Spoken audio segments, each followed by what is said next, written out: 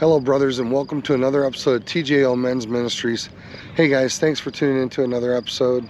Hey guys, I am a huge fan of the old TV show Gunsmoke. I watch rerun after rerun of this old TV show that ran in the 50s, 60s, and 70s. Hey, there's a great episode from the 8th season called Crowbait Bob. In this episode, Hank Patterson plays the legendary Crowbait Bob, an old gold prospector who's come down from the hills to spend his dying days in Dodge City. On his deathbed, he leaves his little metal lockbox with Marshall Dillon and Chester and says that everything he owns in life is in this lockbox, and he wants to leave it to Miss Kitty. So after Bob passes, Marshall Dillon and Chester and Kitty open this lockbox to find out what old Crowbait Bob has left for Kitty. Piece of silver, and a medal, and a lock of hair, and a handful of worthless money. Story of a man's life. Upon opening this box, they find that all that's in there is piles of old Confederate money, a silver dollar, a war medal and a certificate from the Civil War, and a locket of hair. So Kitty gets all emotional and says, hey, this is the story of a man's life here. Some old worthless money, a medal, and a locket of hair. Fellas, a couple of weeks ago, my wife and I attended the funeral of a good friend of mine, a fellow that I am truly gonna miss. Hey, at the funeral, the preacher read from Ecclesiastes chapter 7.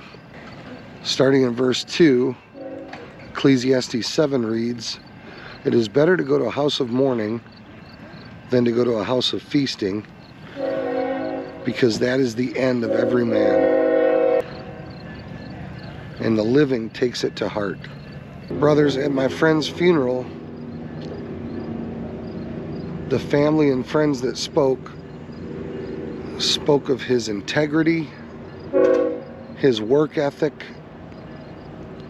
his love for Christ, and his love for people.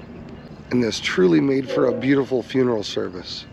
But friends, I think that the book of Ecclesiastes totally nails it when it says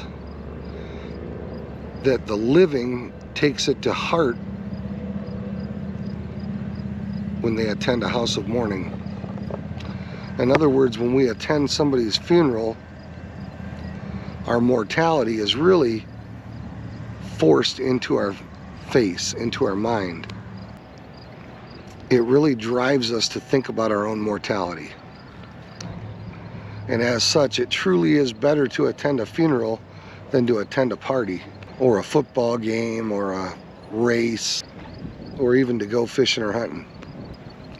We need those opportunities in life that drive us to think about our own mortality, and more importantly, demand us to think about the legacy that we will leave. The Lord demanded that we store up our treasures in heaven, not on earth. So brothers, I encourage you to think about it, and think about it often. What is the legacy that you will leave? What will be the measure of your life when you are gone? Will people talk about what a great fisherman you were? Or what a skilled hunter you were? Or will they talk about your love for Jesus Christ and your love for people? Friends, as for me, I hope that when I'm gone, people will think that he was a man after God's own heart, and a man that was striving to be a part of the kingdom. So friends, I encourage you to store up your treasures in heaven, where moth and rust do not corrode. Brothers, thanks for watching another episode of TJO Men's Ministries. Hey, make sure to click that like button. Make sure you're subscribed. Hey guys, share this message across your social media platforms. If you're on Facebook, you can share the message on Facebook, but that really helps us to promote the channel. And hey, those of you that are able and would like to help, I would encourage you to consider supporting us on Patreon.